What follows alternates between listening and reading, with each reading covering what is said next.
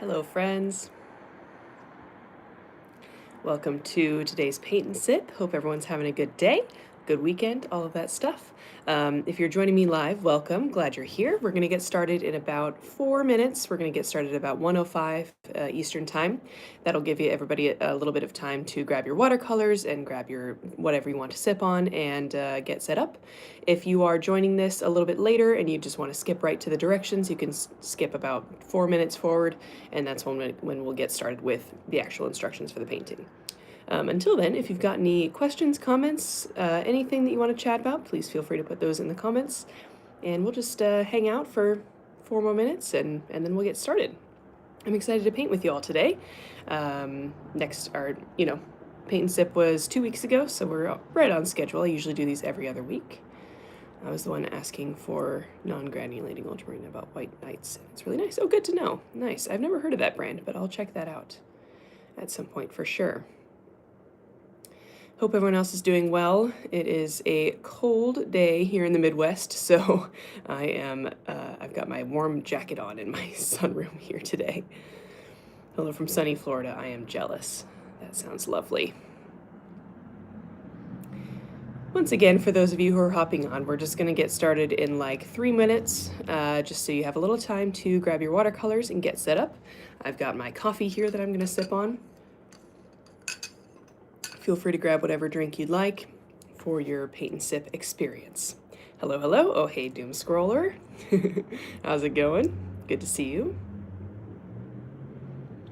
Got your watercolor set for my birthday. Oh, that's so exciting. So happy to hear that. Hope you love it so far. First time here, welcome.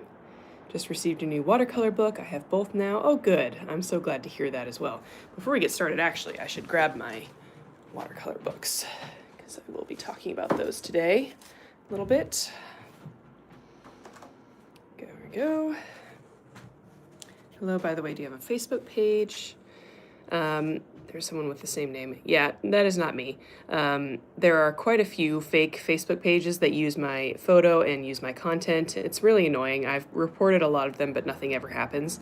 So if you're following one and it starts to post weird stuff, that is not me. I have an official Facebook page that is linked in my link tree. You can find the link tree at any of my social media websites, and it's linked in the top of it, the little Facebook icon, so you can find the official one. It's only got like 70 followers or something right now because I just made it a few weeks ago, so don't be alarmed. It doesn't have very many followers, but it is me. If you find it through the link, it's me. Thank you. I appreciate you guys reporting it too. It's so annoying. Painting with my daughter today, so fun. Oh, good. That's so fun. Hello, hello. Love these paint and sips. Good. I'm so glad you're all enthusiastic about it. So glad you've all joined me today. I'll give everybody 1 more minute to get set up. Grab your watercolors, grab your paints, grab your brushes, cup of water, paper towels, pencil, all of the usual stuff. You will not need masking fluid today. I know I put that in the materials that you might need. It was optional. I just put that there because one of the paintings that I had as an option would need masking fluid. This one today does not, so don't worry about that. Just you need your regular watercolor supplies today. And as we go, feel free to put any questions that you have in the comments. I'm happy to read through them and answer them as we paint together. Second one of these, love the last one. Oh, good. Glad you're back for another one. Appreciate that. All right, I'm gonna go ahead and put you guys in the tripod. I got your paint palette, and it's probably in the top 3 of watercolor I've ever used. Oh, thank you so much. That makes me so happy to hear that. Okay, just give me 1 second here. We're gonna get in the tripod. Get set up here. Here we are. All right, so how often do you do these live sessions? I do them every other week, approximately. That's my goal. It doesn't always happen just because I am a busy girl and I have lots of plans on weekends, but I try to do them every other Saturday. Always at this time, always on Saturdays. All right, so our painting for today, the one that won the poll that I posted, is this one. Really fun, loose watercolor sunset scene for today. I love doing these like cloud scenes, these nice loose wet on wet scenes, because you can really just kind of let loose with the paint. It doesn't have to be that exact. You can be expressive with the paints and it will still turn out pretty well. So not a ton of like super technical stuff today, but definitely some good techniques that we'll learn, and then we'll just paint a nice fun, nothing wrong with a nice fun sunset scene together. So for this, I'll just go over my materials really quickly so that you know what I'm using. The watercolor paint I have today is from Baohong. I just get this from Amazon. It is 100% cotton watercolor paper, which is the most important part. So no matter what brand you're using, if it's 100% cotton, it will work out way better for you. It always will say that on the front if you're wondering. It is a cold press, which just means it has more texture than hot press does, and it's 140 pounds of pressure, I think, that they use with to make the paper. My paint for today is the watercolor palette that I helped design with Artistro. It is available on Amazon. The link is below in the description if you want to check it out. Optional, but it does come with really nice watercolor paints, 2 brushes, and a mixing palette in the lid, so I really like using it. And then my brushes for today, I will probably use the 12 round that's in here. It is just this little guy here. And then I'll probably use a larger 12 round. The sizes are always weird. This one is much bigger and it holds a lot more water. So this is what I'll use for the big areas when I need to put a lot of paint down. And then this one is smaller and it holds a little bit less water, so it's a good one for details. So a larger and then a medium to small brush will work just fine. Aside from that, I have a pencil, I have a cup of water off screen, I've got paper towels. It is important that you grab at least a couple paper towels or Kleenex or, you know, some sort of towel for this painting as well. So go ahead and gather those supplies. And again, this is not sponsored. Whatever you're using is fine. I just like to make sure you guys know what I'm using because there's always questions. Now, as we go through this, I will be trying to go at a pace that works for everybody. Sometimes we are required to do a few different instructions at the same time or like in quick succession, so I can't necessarily pause. At that point, if you need to pause the live stream, you always can. There is no like limit to how much you can pause it. You'll just be slightly behind the actual live, and that's not a bad thing. You can always fast forward later when we're taking a break and catch up. So don't feel like you have to stay live the entire time if you need a minute to catch up with me. And also, as you're going through, if you throw any questions that you have in the chat, I will try and go through and answer them. And if you have an answer to anybody else in the chat, please feel free to help them out too. All right, and then last little thing, I hope that you enjoy this painting. I hope that you enjoy just taking about an hour for yourself and working on a new technique with me. Try not to put too much pressure on yourself to make a perfect painting. We're just practicing, especially if you're new to watercolor, but regardless, it's just nice to take that pressure off yourself. You don't need to make a perfect painting. As long as you enjoy it and learn something, that's all I care about. So be kind to yourselves, be kind to each other in the comments, and be nice to me, and we will all have a lovely time together. So, first thing that we're going to do is put a little bit of water into our watercolor pans here. I like to just do this to all of them. It doesn't hurt them.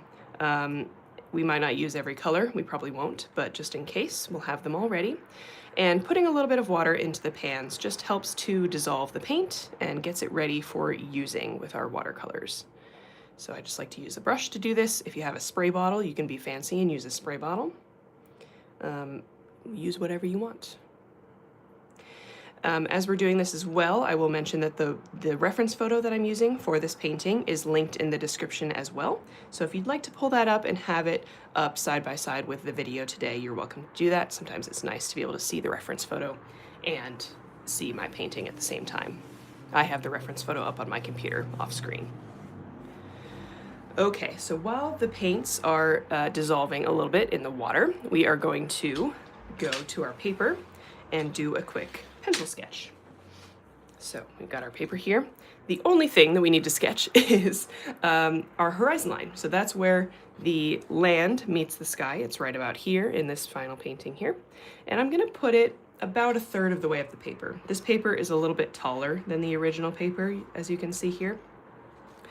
I'm gonna put it about 1/3 of the way up, and I'm just gonna try and draw a relatively straight line here, lightly with my pencil. Something like that.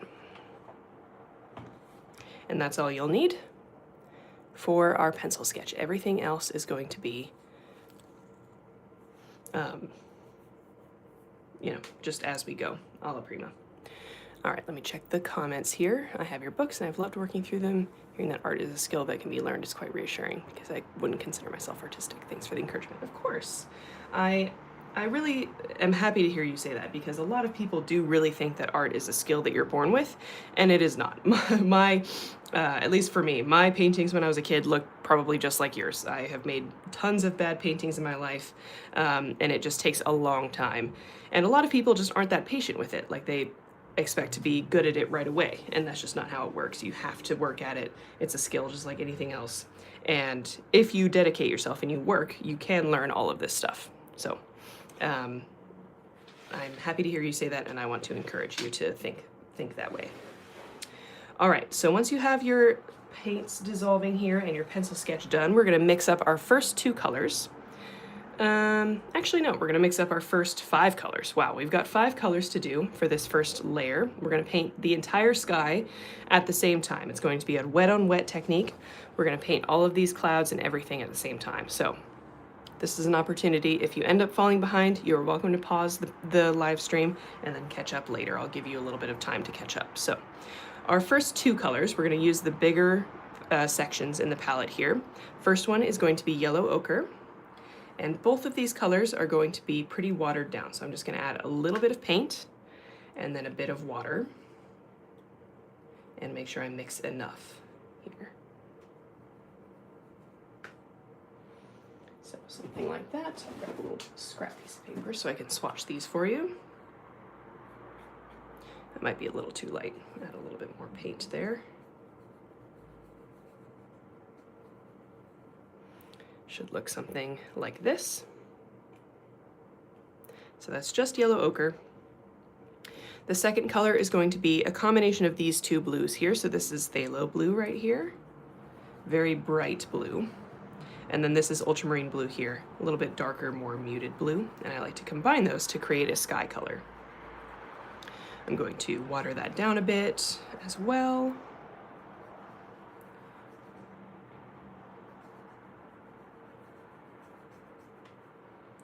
Should get something like that. So those are the background colors. That's what's going to be in the background of the clouds here. So you can see this is the light yellow and then this is the light blue, these 2 colors that we just mixed, whoops. And then we're gonna mix the 3 colors that we need for the clouds. So those colors are just plain cadmium yellow, which is this really bright sunny yellow right here. And these colors we're gonna keep a little bit more concentrated. So we're not gonna add quite as much water. So there's the cadmium yellow, very nice bright yellow there.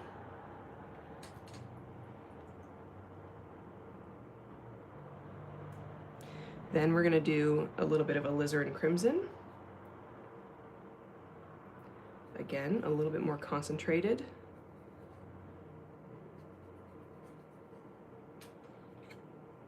Should look like that. And then we're gonna do ultramarine blue. And we're gonna combine that with a little bit of alizarin crimson just to make it slightly more purple, but not too much. And we still want it to read very blue. You can also add just a tiny, tiny bit of brown to it just to mute it a little bit so it's not quite so bright. So I'll go over these again so don't feel like you needed to get that on the first try. You can also always rewind if you missed something. So there's that bluish purple. Okay, so this was just yellow ochre. This one was phthalo blue and ultramarine blue combined. These 2 had lots more water in them. Then we have cadmium yellow, alizarin crimson, and then this one was ultramarine blue, alizarin crimson, and a little bit of brown. So those are your 5 colors. We have to get them ready before we start painting because everything that we paint in this top half, like I said, is going to be wet on wet. So we have to do it all at the same time before the paper dries. And so we want to get our colors ready first so that we don't have to spend time mixing paint while the paint is drying on the paper. Okay, so once you have all of those colors, you can go ahead and go back to your paper. I'm going to do a little rearranging here. There we go. So our first step, I'm going to talk you through what we're about to do. First step is going to be to create a gradient between these two colors here from bottom to top right above the horizon line. So we're only working with this section of paper here above the horizon line. Then we're going to use a paper towel and we are going to blot out where we want the sun and kind of this main cloud shape right above the sun here. Again, if you want to use the reference photo for this, you can see that big cloud in the reference photo right above the sun, and you can use that to help you.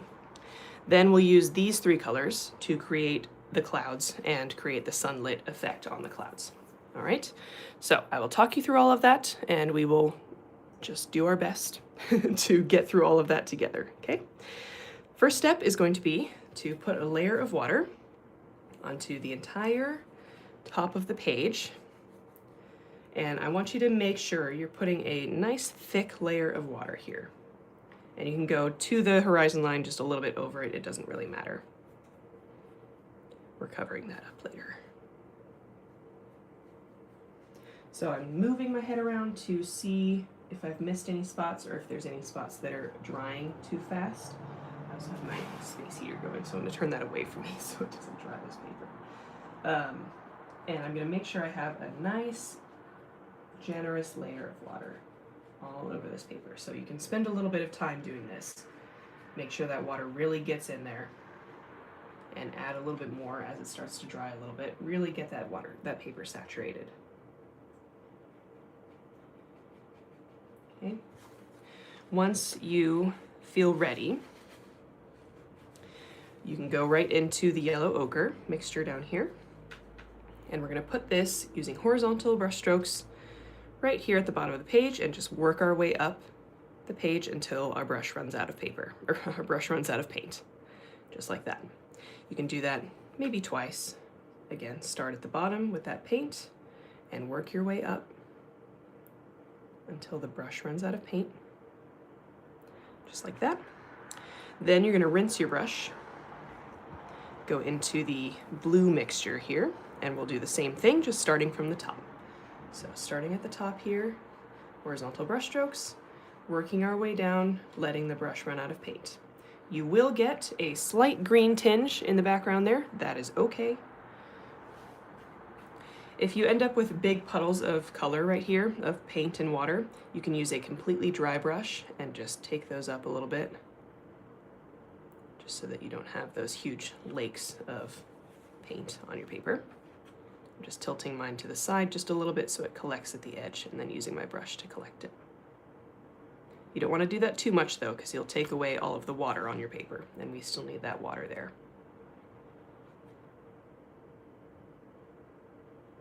You can also tilt your paper a little bit in different directions just to encourage those two colors to blend together.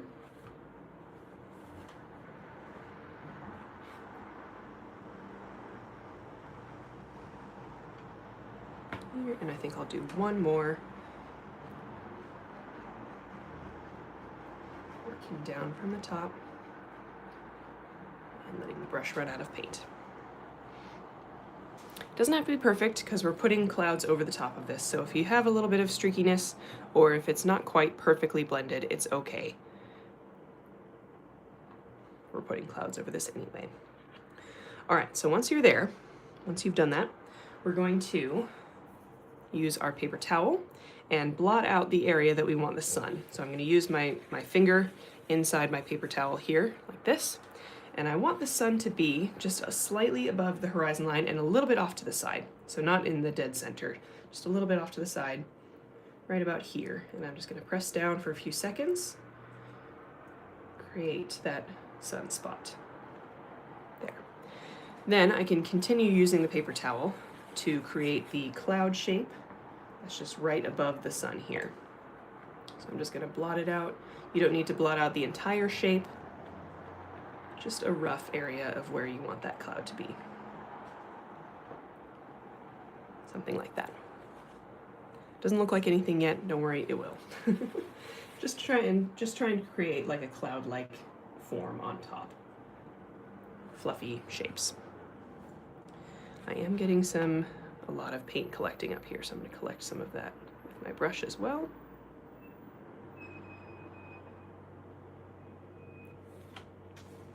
just to make sure we don't have too much up there.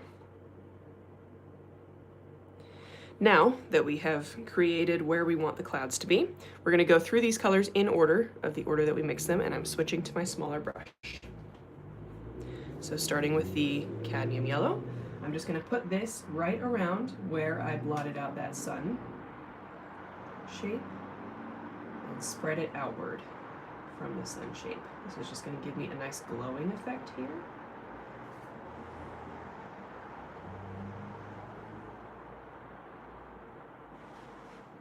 Spreading that outward like that.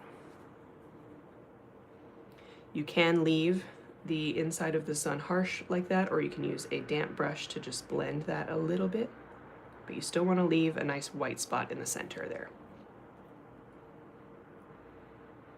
All right. Then we're going into the alizarin crimson here, and we're going to put this on the cloud just right above where the sun is, right here. It will mix with the yellow, that's okay.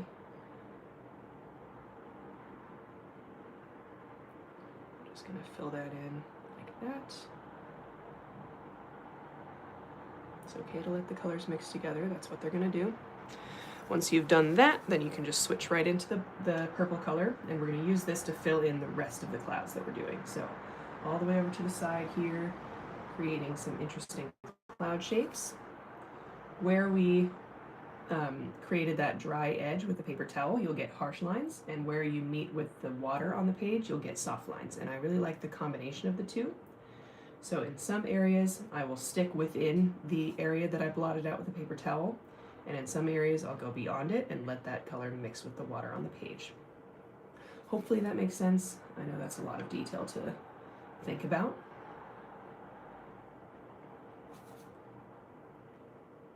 But in general, try not to stress yourself out too much about what the clouds look like. They should just kind of form on their own with the watercolor effects here. You can always, if your paint is running a little bit too much, you can always use a completely dry brush and just kind of shore up how far that paint is going to run using that dry brush. You can always go back to the older colors that we were using and just put a little bit more in there if you want to.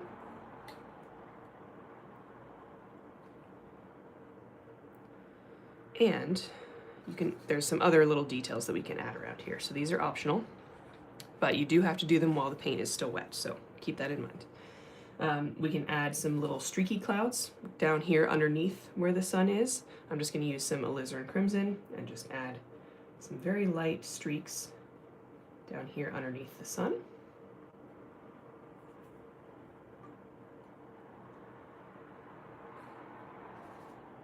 You can do that with yellow as well. We can add some purple up here above this main cloud section, either on top of that wet paint, or you can make a few more little cloud shapes with your paper towel. Just kind of around here. And use that to create some harsher lines. So I'm just putting some more clouds in there. You could use the purple, and you can also use the red in there. Feel free to use either color.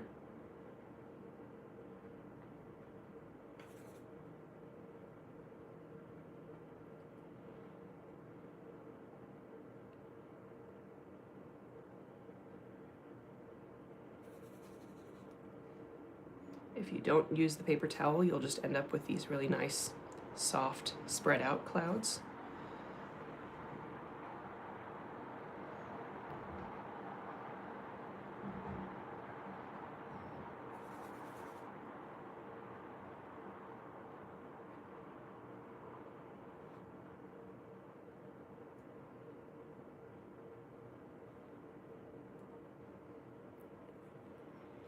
You also want to try not to, I know I've given you all these options and now I'm telling you to stop, but you also want to try not to overdo the clouds. You want to leave some areas that are not, that are blank. So I'm just going to work on this just a little bit more, blend it out just a little bit, and then I'm going to leave it alone. It's important to know when to stop.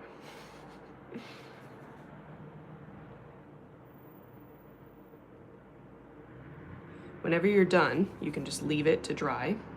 You don't have to keep working as I'm working. If you feel like you've come to a good spot, feel free to just pause there, let it dry.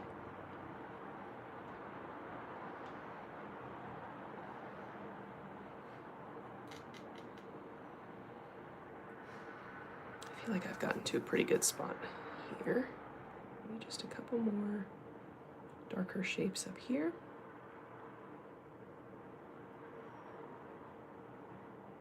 I don't want to overwork it either.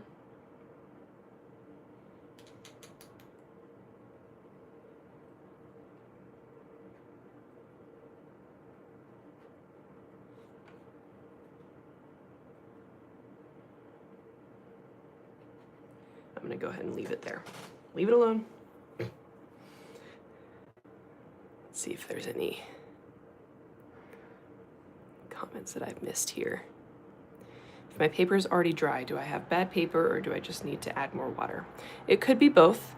You could have an issue with not adding enough water and then it dries quickly. So next time you could add water, wait like 2 minutes, and then add another layer of water, and that will really soak through the paper. It could also be a problem with the paper. So if you're not using 100% cotton watercolor paper, it won't have this same effect. It will not stay wet for quite as long. So you could try both of those things, experiment with adding more or less water. It's always better to start with more water and take it away than have your paint dry too much. First of all, I'm happy with your second book. In it, you discuss perspective. Does this principle apply to watercoloring landscapes like the one we're doing now? If so, how? That's a great question. So part of it is,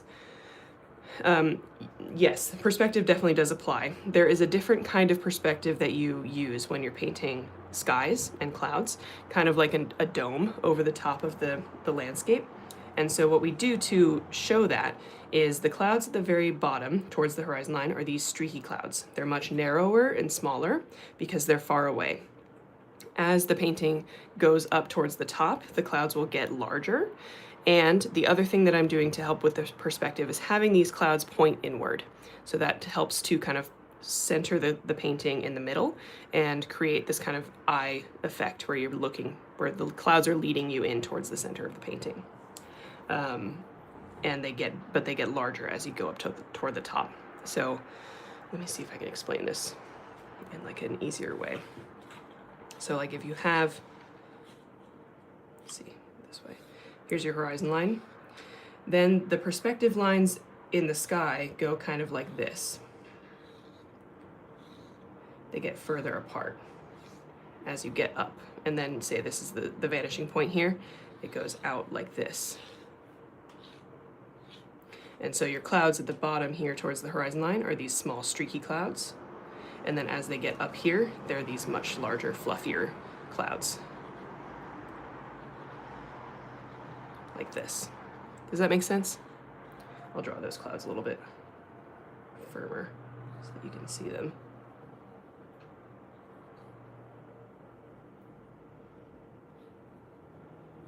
So there's your clouds. So that's the kind of perspective that you use for when you're painting a sky. I did not include that in the book because I just wanted to include what is more commonly used, which is perspective for ground objects and architecture and such. But that's how you do the sky. And that's kind of intuitively how you would do it as well, but it helps to kind of know that part too. Good question. Thanks for letting me explain that. I'm almost all of your paintings from the second book. Oh, that's amazing. Atmospheric perspective, right? So atmospheric perspective is actually, I believe, I could be wrong on this, so take it with a grain of salt. Atmospheric perspective is actually more of a painting technique, and that is where you make things that are further away much more desaturated and much lighter. And so that's more of a color mixing technique than a perspective thing. Perspective is just how the shapes appear distorted when they're further away or when they're closer.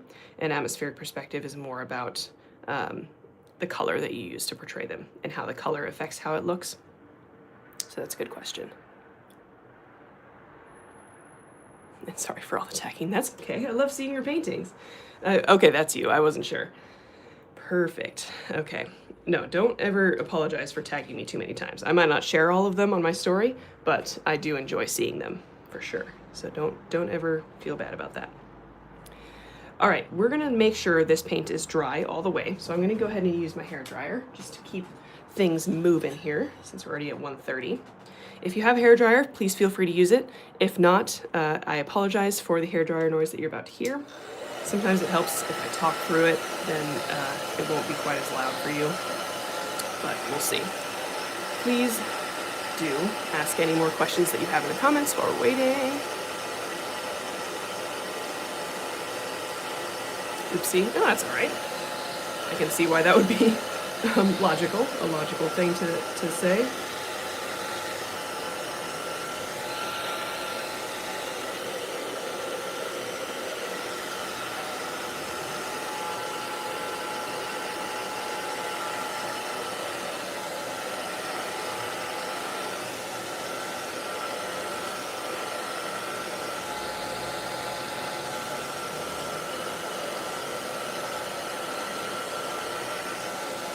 I just love how these turn out, like with the watercolor technique and how you get all these little like watercolor textures that like I'm not doing anything to make that happen. It's just because I'm painting on wet paper. I just love these little like where the water kind of came in and lightened this part. That's so cool. I didn't do anything to do that. And I love how these turned out. These are nice. Perfect. I love when watercolor works out. It happens so rarely. All right. I'm gonna go ahead and clean up a couple of areas in my palette here too, just so that we have room for our next colors. Let me know if you're painting along with me, please let me know how this is going for you so far. This painting style suits you. It's very painterly and impressionistic. Thank you. Oh, I appreciate you, Doom Scroller. You're the best. I like the different takes on color we have from your book. It's my first time doing one. Good. I'm really happy to hear that you guys are enjoying the book. You know, when you're making it and when it's kind of in progress, you don't really know how it's gonna go. But it seems like, you know, I thought it was good, but I didn't know how it would be received by the general public. So I'm really happy to hear that you guys are enjoying it and that it's been helpful for you. All right, there we go. I might end up cleaning out a couple more of those, but we'll talk about that later. We need 2 more colors. We're gonna do the trees now. So next step is to do the tree section right here on the horizon line, and then we'll do this part last. So we need 2 colors for this tree section. We're gonna mix up a orangish color, and this is gonna help us give that glow effect. I've talked about this a lot in my book. This glowing effect when an object is right in front of a light source, like a sun or a lamp. You always wanna use reds, bright reds and oranges and yellows to paint it, and then have those transition into the other colors that you use. And that will just give that glowing effect. Really fun. All right, so the colors that we need for that are orange. So what I'm gonna do is just add a little bit of, I've already got yellow here, so I'm just gonna add a little bit of alizarin crimson to that cadmium yellow here. So the same 2 colors that were here already, just mixing them together now. That's a good question. Is alizarin crimson mostly warm or cold? I believe, I always get this wrong. I believe alizarin crimson is cool toned because it is closer to, well, no. God, I always mess this up. The keyboard warriors in the comments can feel free to, not in these comments live, but there's always someone who likes to comment. Okay, I believe ultramarine blue is cool and phthalo blue is warm because it's closer to yellow. So I think ultramarine blue is cool, phthalo blue is warm. I could be wrong on that though. I really, like I've looked that up before and it's one of those things that I continue to get wrong. I just know which colors it mixes better with. And then, you know, you mix ultramarine blue with yellow or with red and you get a nice like lavender kind of color. But if you mix phthalo blue with that same alizarin crimson, you get like a gross color. So I usually mix phthalo blue with cadmium red and alizarin crimson with ultramarine blue. I said that probably in the most confusing way I could possibly have said it. Oh my god. All right. The other color that we need for this painting is a very dark green. So I'm going to mix this. Here, I'll get this so you can see my actual paints here. Did anyone give me an answer here? No, warm. Okay. Ultramarine blue is warm then. Appreciate that. So I'm going to use this Hooker's green here. That is someone's last name, I promise. That's why it's named that. And then I'm going to mix that with ultramarine blue and a little bit of burnt umber. So dark green, blue, and brown. We get this really nice dark tree green. And I'm not mixing too much water into that either. I want a nice dark saturated green, almost black. Generally considered a warm blue because it has violet undertones. Okay, great. And then phthalo blue leans to the cool side of the color wheel. Perfect. Happy to know that.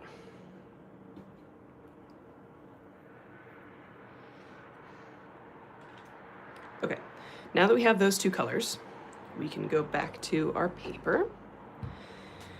And what we're gonna do here is paint a line of trees in our horizon line here. The trees that are directly underneath the sun, we're gonna paint with orange. So we're gonna paint those first, and then we're gonna move on and paint the rest of them with this green color. So I'll show you what that looks like. Take this orange color, and I'm switching to my smaller brush as well. And I'm just gonna start painting just the tops of trees, some dots, very fine details there. And I'm just gonna paint like a semicircle right here around the sun. While that's still wet, I'm just gonna go straight into the dark green and just continue painting my trees. Feel free to create as many tree shapes as you want. You could paint evergreen trees if you want to practice those, or you can just paint these deciduous trees, which are just these kind of little marks in circular formations. Nothing super detailed here.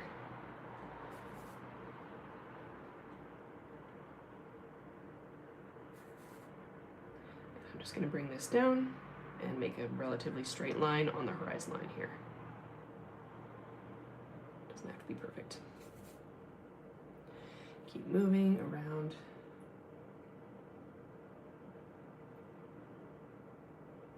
Area there. And I like to mix up the height of the trees here, so at some point maybe I'll just add like a flat line. I don't know what that is. Maybe that's a house in the distance or something. Maybe we can make it into like the peak of a house. I don't know. And then there's other trees growing around it, just to add some interest, just so that it's not the same shape the entire time. So be creative with that.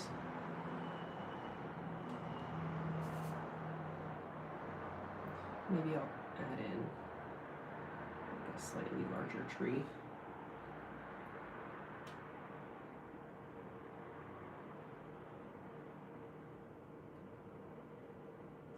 That. These kinds of trees. Maybe an evergreen tree right here. Possibilities are endless, so feel free to practice your trees. I do have quite a few lessons already on my YouTube channel about trees, so if you need a little bit more practice or a little bit more direction with that, you can look up those more recent tutorials. Any of the ones that feature a lot of trees, I definitely talked about how to do it. There was a recent one that was entirely trees. That was the only thing in the painting, so that would be a good one to look at.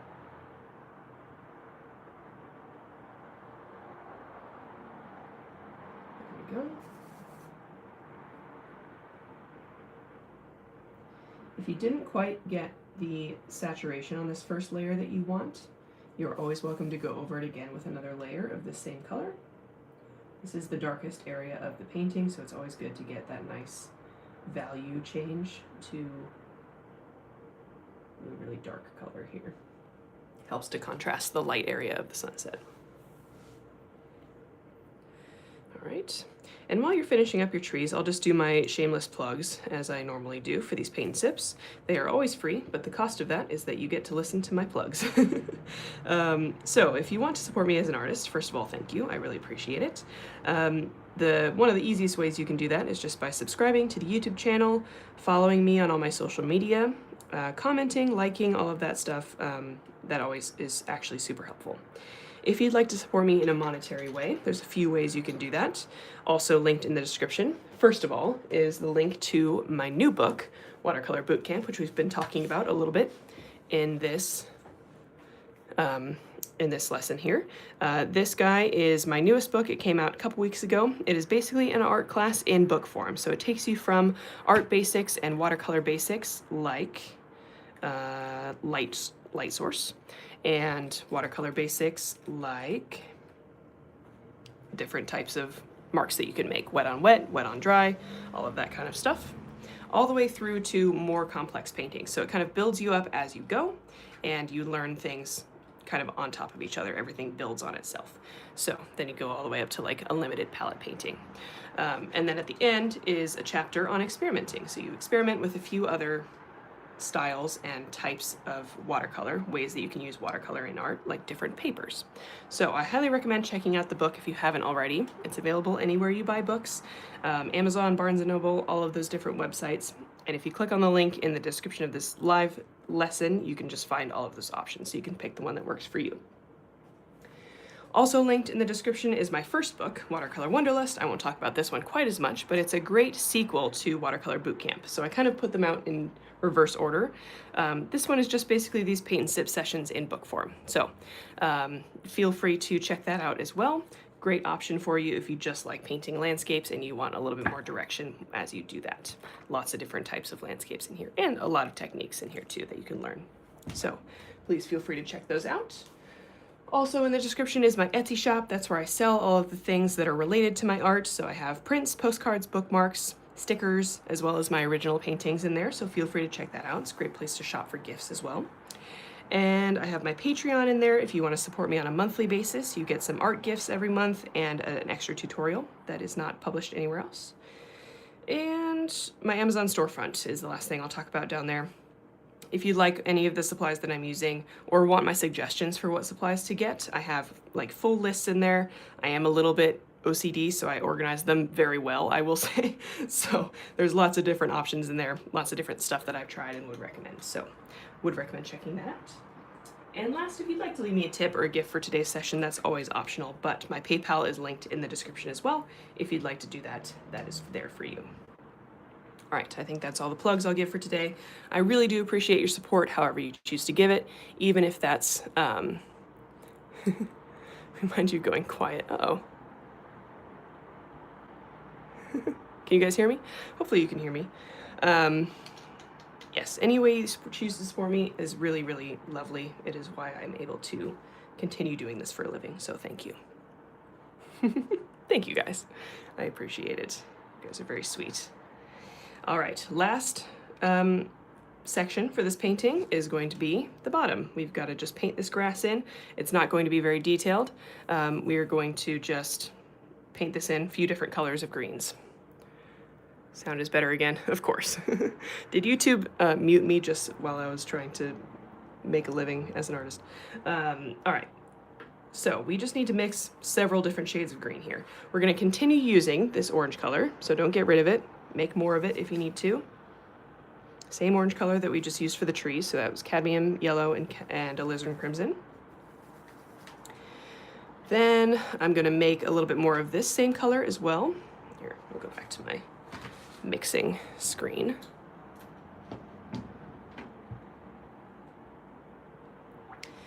I'll make more of this guy. So that was Hooker's green, ultramarine blue,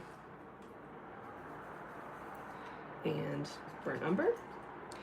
And then what I want you to do is just on your own make a few different shades of green. So they can be a bright green, so maybe I'll just use this olive green here without mixing it with anything. Feel free to just use the greens that are in your palette or mix them, up to you. Really nice bright green here. And then maybe we'll do like a, I don't know, we can mix it in with the red. So we'll just do some of this green, make a really nice, like natural looking green, almost a brown. And maybe we can do one that's more blue toned. So I'll do lots of ultramarine blue. Maybe I'll just use this palette section here. And maybe I'll mix it with the lime green. There's really nothing that you can do that would be wrong in this scenario. We're just trying to mix as many different shades of green as possible. So I'm gonna stop with that. That's a good combo there. Again, it does not have to be any specific shades. I just want a few lighter shades and a few darker shades. That's the most important part. So there's that one. I'll just swatch all of these just so you can see the variety. There's that one.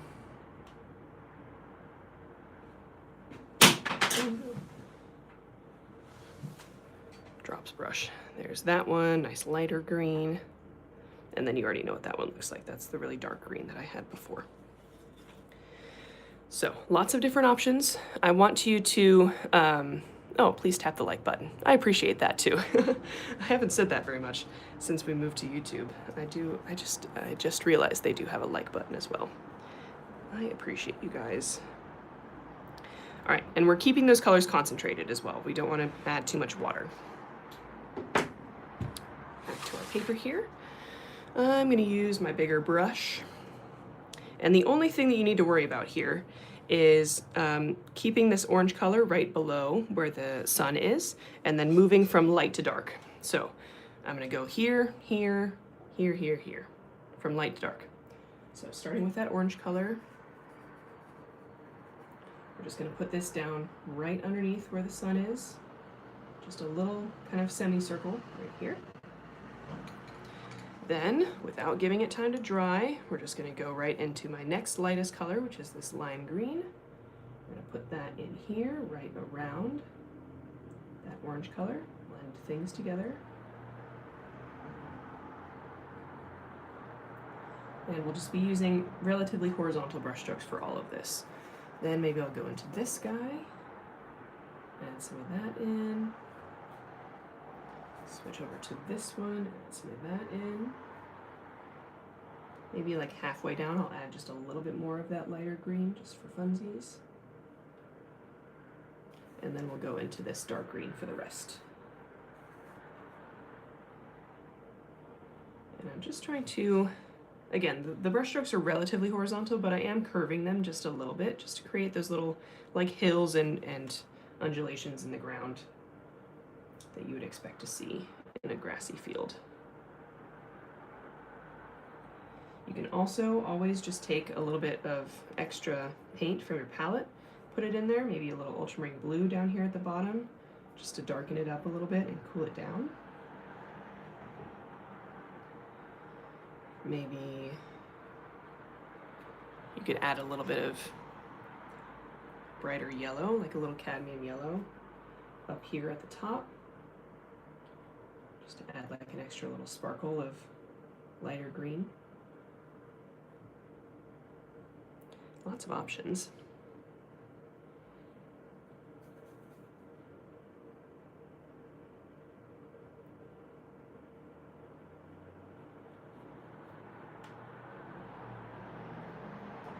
And once it starts to dry, that's when you kind of got to leave it alone.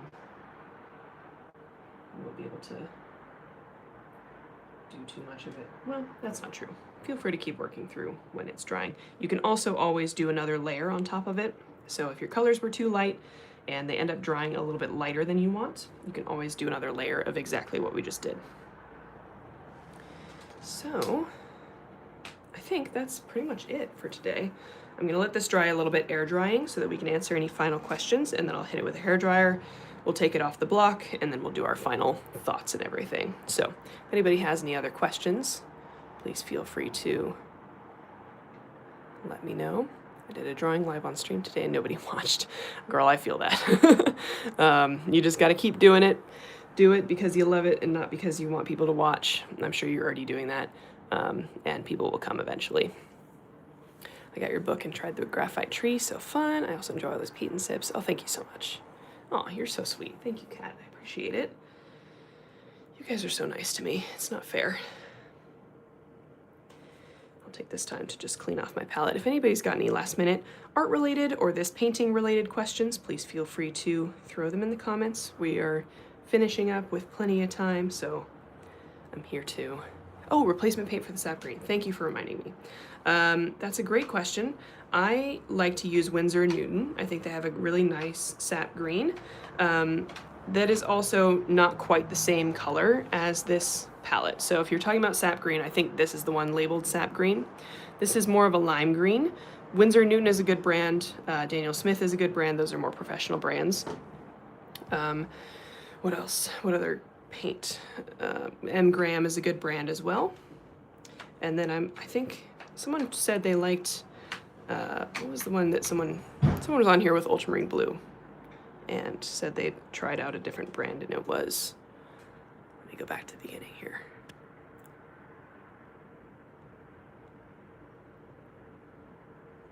One second.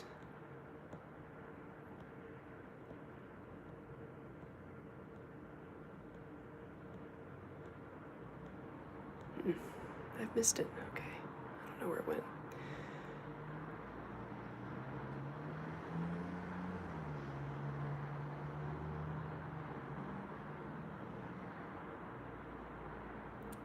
White Knights, that was the brand that they tried out, and they said they really liked it, so you could check out that brand as well. Those are my suggestions. There's lots of different options out there, so I don't know everything. I've not tried every paint, so please read reviews, get other people's suggestions too. And sometimes you just gotta try one and see if you like it.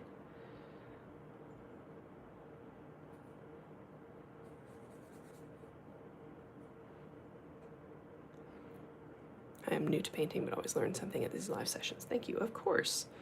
Happy to hear that. That's my entire goal with doing these paint and sip sessions, is for you guys to learn something.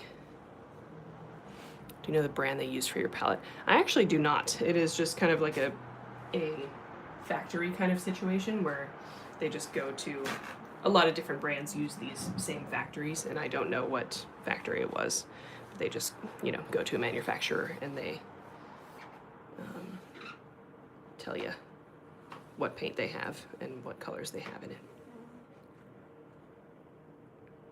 I think your recommendations are great ones. Oh, thank you.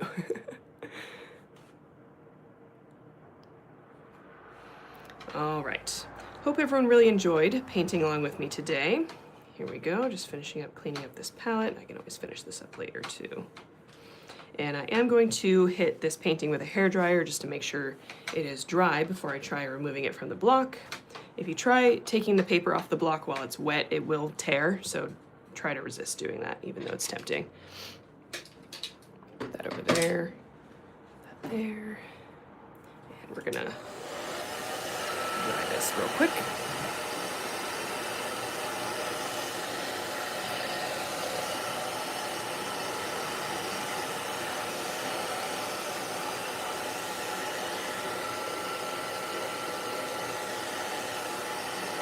So beautiful. Thank you so much. Thank you, guys.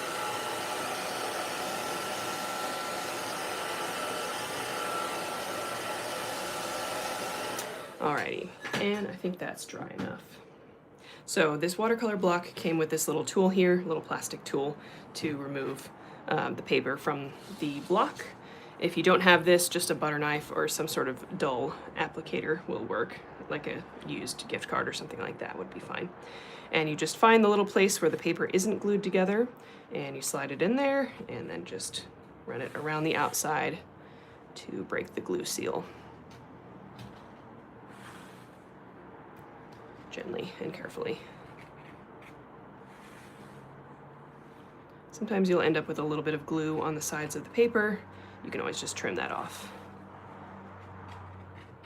There we go. So there's our painting, and there's our paper for next time. This block is running low. I'm gonna have to order some more paper soon. So there is our final painting for today. Again, I really hope you guys enjoyed this. Thank you so much for joining me today. It's always really fun to see you all and paint with you. If you'd like to support me as an artist, again, you can first of all subscribe to the YouTube channel and like this video and all that stuff. You can also go to the description of this video, check out my new book, Watercolor Bootcamp, my older book, Watercolor Wanderlust, if you want more instruction in art from me. You can check out my Etsy shop, which is where I sell all of my paintings, including prints, postcards, bookmarks, stickers, original paintings, all of that jazz. My Patreon is where you can support me on a monthly basis, and my Amazon storefront is where you can find the art supplies that I use and would recommend to you, not just the stuff that I use today. So thank you so much for joining me. I will stick around for like 1 or 2 more minutes if anybody has any last minute questions, but otherwise I hope you have a great time. Oh, one more thing. If you did paint with me, please feel free to post your painting on Instagram and tag me. My Instagram handle is also linked in the description. I love seeing your paintings. Instagram's the best way for me to see them. Post it on your story, tag me, and I will repost them on my story. I love getting a little art gallery going of all the paintings that we got today. If you don't feel comfortable posting your painting, you're always welcome to just send me a DM. I don't always look at all of them because I do get a lot, and I do get a lot of spam. So I do look at all of them. I don't always respond just because I do have to be present in my life at some point. But I promise I do look at all the paintings that I get. Again, thank you so much for joining me. Next Paint and Sip will probably be in 2 weekends, just like normal. So not next weekend, not Valentine's Day, but the 21st will probably be our next Paint and Sip. Same day, same time, Saturdays at 1 p.m. And that'll be our next time we're gathered together. So let's go ahead and just, hello. Last little FaceTime before we get going. Thank you, Hannah. Looking forward to the next Paint and Sip. Thank you so much. I'll be ordering Watercolor Bootcamp later. Thank you, I appreciate it. I didn't know the spelling Marianne Blue, but it's also good. Okay, good to know. Perfect. Thanks again, everybody, for joining me. I really do appreciate it. Hope you have a good rest of your weekend. Hope you're warm wherever you are. It is cold here. Hope you warm up. And I will see you in the next one. Have a good day, everybody.